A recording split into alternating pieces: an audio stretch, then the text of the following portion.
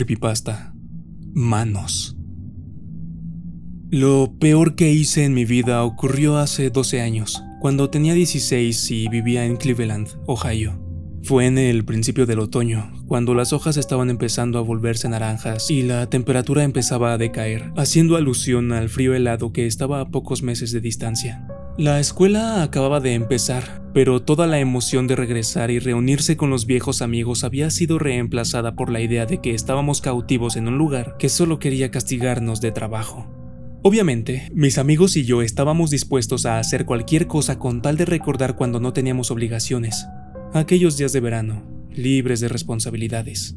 A principios de ese año, cerca del fin del último año escolar, uno de mis amigos del trabajo, en McDonald's, que algunas personas piensan que es algo poco convincente, aunque la pasé bien allí, me había enseñado una técnica para morir con ayuda de un asistente y regresar en pocos segundos. Funcionaba así.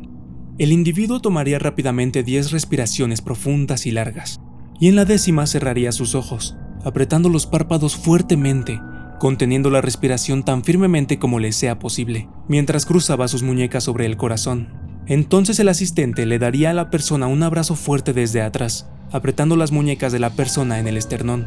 En cuestión de segundos, el individuo que contiene la respiración pierde la conciencia. El asistente debe mantenerse firme para que la persona no caiga rompiéndose el cráneo contra el piso.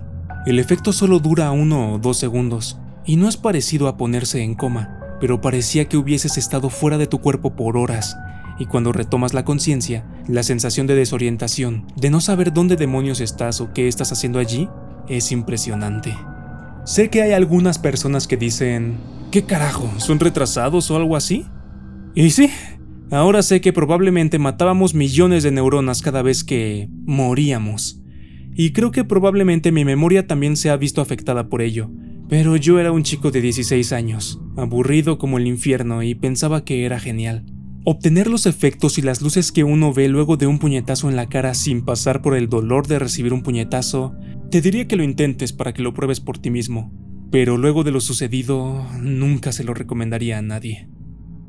Otro efecto secundario interesante de esto, que fue en realidad la causa real por lo que lo hacíamos, era porque mientras estabas fuera de tu cuerpo, siempre estabas lúcido y tenías sueños vívidos que podías recordar fácilmente al despertar. Después de todo, solo había dormido durante unos segundos. Éramos buenos chicos y nunca probaríamos drogas, así que para nosotros esto era lo que el LSD era para un hombre pobre. Estas visiones o sueños estaban relacionadas de alguna forma a lo que estabas mirando justo antes de morir. Por ejemplo, una vez soñé que estaba escalando una montaña. Estaba en la cima de los Himalayas o algo así, pero había un pasamanos allí. ¿Quién diablos pone un pasamanos de escalera a 20,000 pies? Cuando volví a mi cuerpo y recordé dónde estaba, me di cuenta de que había estado mirando la escalera que se encontraba en una esquina de la sala de estar de mi novia. En otra ocasión tuve una visión de Pedro Picapiedra sonriendo y levantando las manos delante de un mural con el logotipo de ERAD, que es Educación a Resistencia del Abuso de Drogas, un programa en el cual los policías enseñan a los niños en escuelas públicas sobre estos asuntos. Y cuando volví a mi cuerpo me di cuenta de que mi amigo Brett tenía el mismo logotipo en su camiseta. Ahora, ¿de dónde salió Pedro Picapiedra? No tengo idea. Las visiones siempre eran sobre cosas mundanas, nunca nada raro. Hasta ese día. Como les dije, hacía un mes que estábamos en época de clases y ya estábamos hartos de ellas. Estábamos un sábado en El Campo, que en realidad era una dependencia de la compañía eléctrica para instalar sus líneas de alta tensión. Algunos estábamos sentados en las vigas de las torres de alta tensión, en la parte de abajo. Mi amigo Mike subió hasta el segundo nivel de las vigas, para estar más alto. Pensé que era algo estúpido, pero yo soy el que alucinaba haciendo llegar poco oxígeno a mi cerebro. Era un cálido día de octubre y el cielo estaba gris. Poco a poco, el cielo fue oscureciendo cada vez más. Y en Cleveland, eso probablemente significaba que en cualquier momento la temperatura podría descender rápidamente, y si éramos realmente desafortunados, una lluvia helada podría empezar a caer. El aire estaba cargado y pesado, y se podía oír el leve zumbido de los cables de alta tensión sobre nosotros. Definitivamente no quería pasar los últimos momentos de una linda tarde de sábado subiéndome a una torre de alta tensión, saltar al suelo y quejarme luego del dolor en mis pies, solo para hacerlo una y otra vez como estúpidos. «Hey, vamos a morir por un rato», dije. Para ese tiempo, dejar nuestro cuerpo no era tan divertido como cuando lo descubrimos, pero era muchísimo mejor que lo que estábamos haciendo. Vince estaba de acuerdo, al igual que Richard, pero Mike, el que saltaba de la torre más alto que nosotros, preguntó de qué carajo estábamos hablando. «Mierda, ¿nunca te indujiste al desmayo antes?», preguntó Vince. Mike respondió que no. Él había estado todo el verano en casa de su madre y no sabía de todo lo que habíamos hecho nosotros. «Amigo, tienes que probar esto. Mira, te mostraremos». Vince y yo bajamos de la torre, cayendo de pie en el césped. Yo hice las 10 respiraciones profundas, apreté los ojos y contuve la respiración. Entonces sentí a mi amigo presionar sus brazos contra mi pecho y, de repente, como si fuese lo más natural del mundo, una langosta gigante estaba trepándose a una jaula para langostas, bajo el mar. Algas marinas crecían del cajón de arena bajo mis pies. Lo siguiente que recuerdo es que cuando desperté, Vince y Richard me estaban preguntando: «Amigo, ¿qué has visto? ¿Qué has soñado?». La parte de atrás de mi cabeza me dolía mucho. Me estaba matando. «Mierda, ¿me dejaste caer?», pregunté. Yo no era muy pesado, pero Vince era bastante débil. Él solo se quedó ahí, mirándome, y Richard me dijo que me había dejado caer. Me preguntaron nuevamente qué vi. Me froté la cabeza y dije que una langosta, que estaba pellizcándole la cabeza a Vince con sus tenazas. Me volví hacia Mike y le dije: «¿Ves? Es increíble. Tienes que probarlo».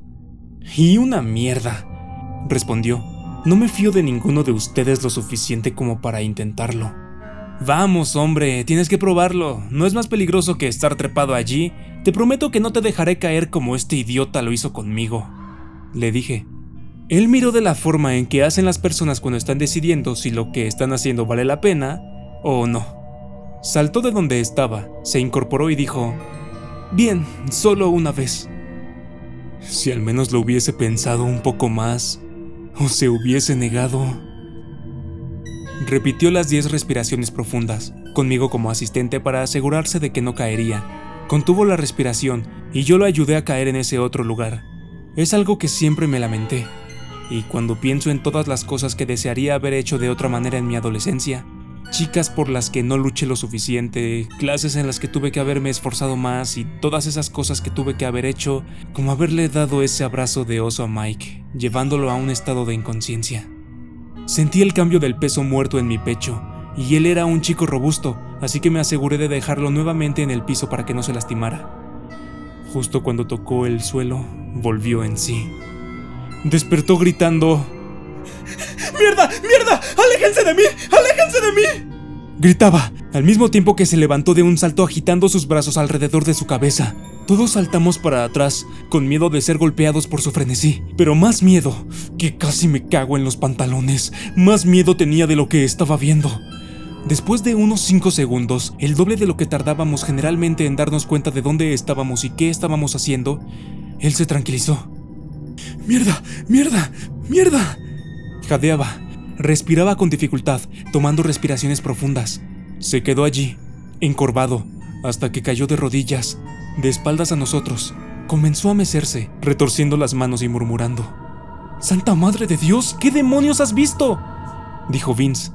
Pero Mike no respondía. Me acerqué lentamente y a medida que me acercaba le escuchaba sollozar en silencio. Eso, en nuestro mundo de machos, es castigado con la muerte, pero por supuesto nadie dijo nada. Apoyé una mano en su hombro, pero en cuanto lo toqué, dio un grito y un salto para atrás, golpeándose la espalda con la torre. Se abrazó a la columna, mirándonos con ojos desorbitados, una mirada de temor absoluto.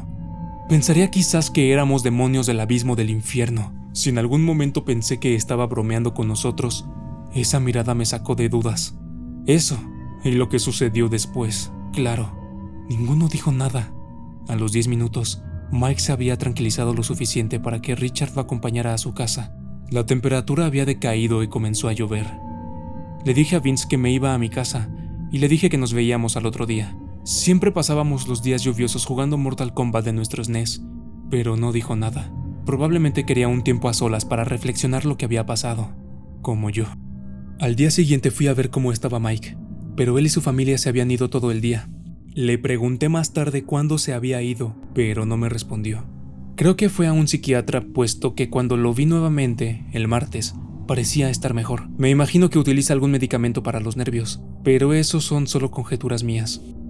Los días siguientes nos juntábamos normalmente con los chicos, pero Mike permanecía en silencio, sin decir qué había visto. Hablábamos de cosas sin importancia. No fue hasta el sábado siguiente cuando contó lo que pasó.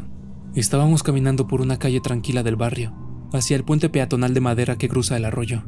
Yo hablaba de una chica mayor que conocí, cuando de repente, mientras yo hablaba, él dijo: "No voy a estar aquí mucho más tiempo". ¿Cómo?, dije yo. "Vendrán de nuevo esta noche. No creo que sea capaz de aguantar esta vez". ¿De qué estás hablando? ¿Quién vendrá esta noche, Mike? Las manos, las voces. En ese punto, yo ya estaba asustado. Balbuceé estúpidamente un par de veces y luego dije: ¿qué manos? Por la noche miro el árbol por la ventana y luego todo se pone negro y veo decenas, cientos, miles de ellas empujando contra el vidrio. ¿Y tú qué haces entonces?, pregunté. Retrocedo durante toda la noche, pero estoy cansado. No puedo mantenerlas más tiempo fuera. Y las voces dicen que tengo que dejarlas entrar. Voces de niños pequeños y manos de niños pequeños. Él bajó la voz hasta hacer un susurro, pero me di cuenta por lo que dijo luego, que estaba luchando para mantener el pánico. A veces veo sus caras, dijo con voz temblorosa. Lo acompañamos a su casa. Se detuvo en la puerta y finalmente levantando el rostro me dijo: dile a Vince que puede quedarse con mi Nintendo. Él no tiene uno y su madre no le comprará uno. Richard puede quedarse con mis CDs. Sé que a ustedes no les gustan, pero a él sí. Empecé a decirle algo, pero se dio vuelta y entró a su casa. Me gustaría haber llamado a la puerta y ofrecerme quedarme con él, pero teníamos 16 y los chicos de esa edad no lo hacían más. Me fui a mi casa. Dormí mal, asustado, escuchando cada crujido y gemido que hacía la casa, escuchando una multitud de niños. Generalmente dormía con las cortinas abiertas, pero esa noche cerré todo. Al día siguiente nos enteramos de que alguien había irrumpido en la casa de Mike. Vi un coche de policía en la entrada de su casa, y casi me muero cuando lo vi. Mis peores temores se confirmaron cuando me enteré que la ventana de Mike era la que había sido violada. Mike había desaparecido, y fue todo lo que nos dijeron. Nos hicieron muchas preguntas, y parecíamos más culpables que la mierda cuando decíamos que no sabíamos nada de lo que había pasado, lo cual no era del todo cierto. Ellos buscaban algún pervertido que haya secuestrado a Mike, pero no obtuvieron información de nosotros puesto que no teníamos nada que ver. Su foto aparecía en todos lados y lo están buscando. Cuando todo terminó, me fui a la biblioteca a investigar qué carajo había pasado, puesto que la internet no era tan eficiente en aquella época. No encontré mucho. Lo más cercano que encontré fue algo que descubrí después, en mi clase de Historia Universal. Al parecer, los sacerdotes egipcios usualmente se encerraban a sí mismos en ataúdes el tiempo suficiente para morir, para luego ser resucitados y poder contar lo que vieron en el inframundo, mientras se hallaban muertos. Solo puedo pensar que por el clima, o por la electricidad en el aire, Mike pudo tener una experiencia más poderosa a la nuestra, ya que habíamos hecho eso cientos de veces y nada raro había pasado. Tal vez golpearme la cabeza me salvó de lo que él sufrió. No lo sé, es algo que no terminamos de entender. A veces, pensar en todo esto me hace temblar.